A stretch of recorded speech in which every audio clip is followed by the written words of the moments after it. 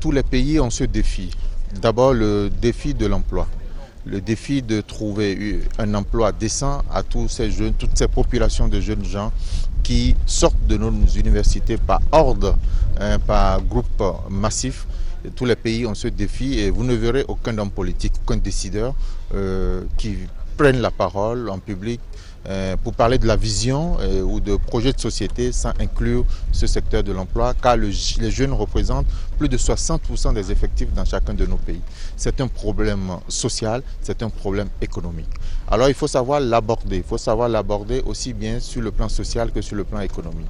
Et l'un des leviers importants sur lesquels il faut travailler, c'est contribuer ou avoir des stratégies qui accompagnent les jeunes d'abord dans leur formation. Parce que le diagnostic de la question de l'emploi prouve que c'est surtout au niveau de la formation de ces jeunes gens que le bas blesse. Il faut former les gens pour adapter leur profil aux besoins du marché. Et c'est pour ça que l'arrimage formation professionnelle et technique, c'est-à-dire développement des compétences en général et promotion de l'emploi, insertion des jeunes, est un arrimage pertinent. Donc mon pays, le Bénin, à travers le service public d'emploi, met en œuvre des mesures correctives du profil de ces jeunes qui sont sur le marché du travail, met en œuvre des programmes, des politiques actives du marché du travail pour accompagner les jeunes, renforcer leur employabilité, les insérer dans le tissu économique à travers un emploi salarié ou à travers un emploi indépendant, c'est-à-dire un dispositif de formation à l'entrepreneuriat et d'accompagnement pour l'installation de ces futurs chefs d'entreprise.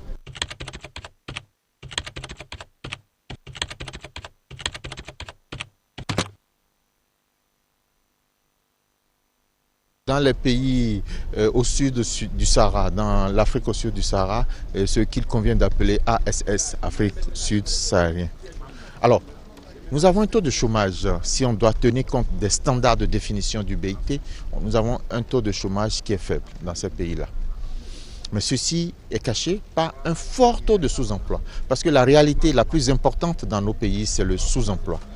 Le sous-emploi, c'est ces jeunes gens qui ont le niveau, le diplôme, et qui font un travail en dessous de leur niveau professionnel, qui font un travail qui occupe moins du temps de travail et qui font un travail qui leur donne une rémunération en dessous de leurs besoins. Ça fait 3 critères qui font que le taux de sous-emploi est très élevé. Alors donc, dans mon pays, vous avez un taux de chômage des jeunes qui oscille autour de 7% en milieu urbain, n'est-ce pas? Et un taux de sous-emploi qui va vers les 70%. C'est important. Il ne faut même pas considérer les chiffres. Il faut savoir que nous sommes dans une situation d'alarme. C'est le warning qu'il faut allumer parce que le sujet est préoccupant. Il faut intervenir tout de suite.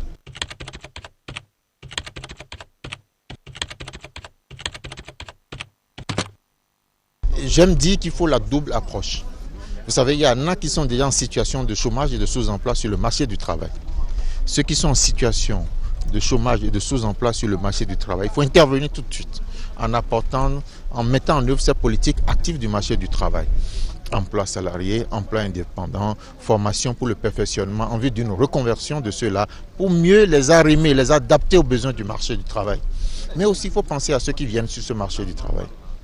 Et là, il faut une stratégie de formation technique et professionnelle, de développement des compétences pour les amener à avoir les profils qui correspondent aux besoins de ce marché. Parce qu'une réalité que nous avons des niches d'emploi qui ne trouvent pas de ressources humaines et nous avons des ressources humaines qui n'ont pas le profil occupé de l'emploi.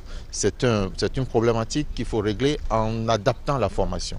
Et pour avoir cette formation qui s'adapte au marché du travail, il faut inviter ceux qui sont sur le marché, qui ont de l'expertise à accompagner l'école. Je disais, il faut que l'école ou l'université donne la main à l'entreprise, que les chefs d'entreprise se rapprochent de l'université et qu'ils contribuent, pourquoi pas, à l'élaboration des curricula de formation, qui contribuent à la formation de ces jeunes gens, pourquoi pas, à travers des séminaires. Ils n'ont pas le temps pour donner des cours tous les jours, mais à travers des séminaires, et qui contribuent aussi pour les entreprises nantis, et surtout dans le cadre de la responsabilité sociale de ces entreprises, qui contribuent à financer l'université, à financer des bourses pour aider les démunis à finaliser ou à finir, à achever, voilà le mot, leur formation, pour pouvoir être des produits qui répondent aux besoins de leur entreprise.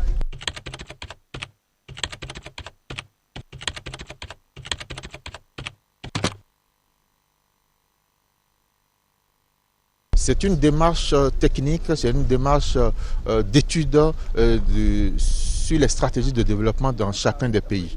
Les niches d'emploi du Sénégal seront différentes des niches d'emploi d'un pays comme la Côte d'Ivoire ou d'un pays comme le Bénin.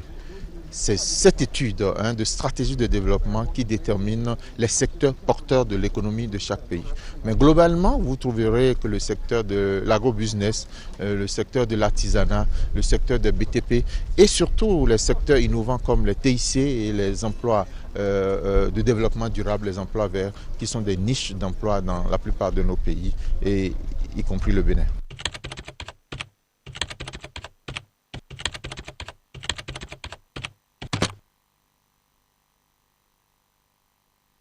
Il y a plusieurs catégories de jeunes. Il y a les jeunes qu'on appelle les nini. Ils ne sont ni à l'école, ni en situation de travail. Donc c'est des jeunes qui sont désœuvrés. Ils sont les plus sensibles, les plus dangereux, entre griffes. Ils ne sont pas dangereux, mais ils sont tellement sensibles qu'il faut vite intervenir. C'est pour ceux-là qu'il faut innover, créer des programmes spécifiques qui commencent par leur formation, notamment leur formation à l'artisanat et leur insertion dans ce secteur. Aujourd'hui, il est déterminant de développer les compétences de ces jeunes-là. Quel que soit le profil des jeunes qu'on veut amener dans le secteur de l'emploi, la première étape, c'est la formation. Ces jeunes qui ont été largués en chemin par le dispositif de formation, ces jeunes, il faut leur offrir une deuxième chance. Un système de ramassage qui revient et qui les prenne en compte, les forme, les adapte au profil du marché et pourquoi pas les installer. On doit pouvoir former ces jeunes, développer leur employabilité et la plupart du temps les former à l'auto-emploi, donc à la micro-entreprise et les accompagner à l'installation à travers un kit ou pourquoi pas à travers une bourse d'installation.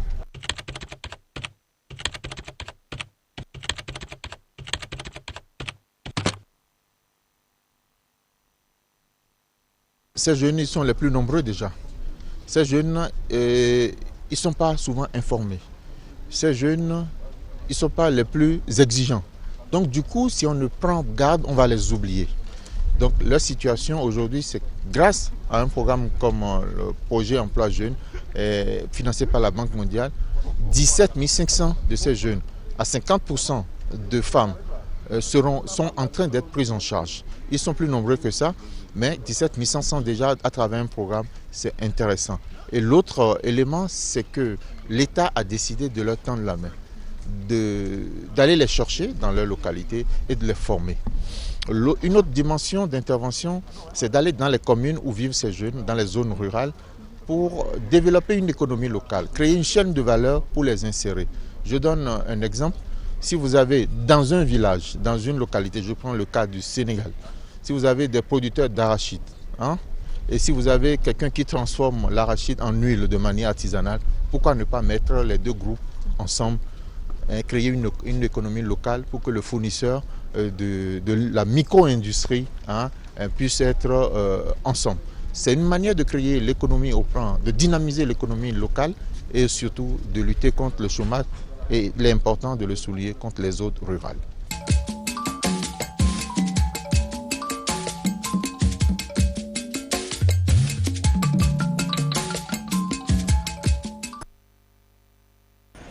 L'Afrique est confrontée aujourd'hui aux défis liés au grand nombre de jeunes déscolarisés, au taux élevé d'emplois précaires, au chômage des jeunes et au manque de compétences nécessaires pour un emploi productif.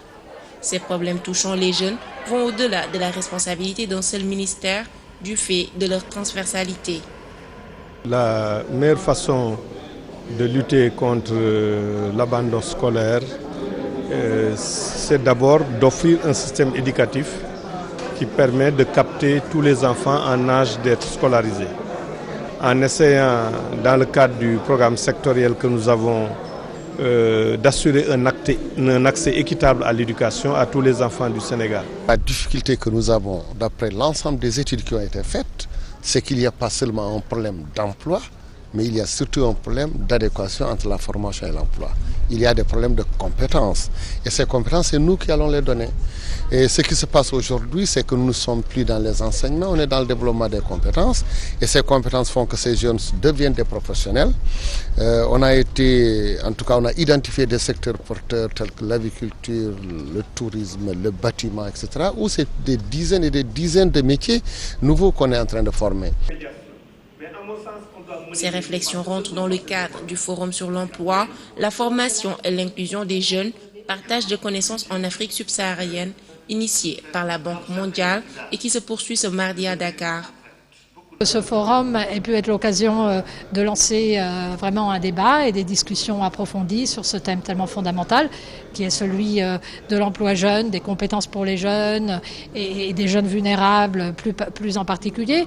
Maintenant, les prochaines étapes, c'est que l'on travaille tous ensemble vraiment vers la définition de stratégies et de programmes. L'un des leviers importants sur lesquels il faut travailler, c'est contribuer ou avoir des stratégies qui accompagnent les jeunes d'abord dans leur formation.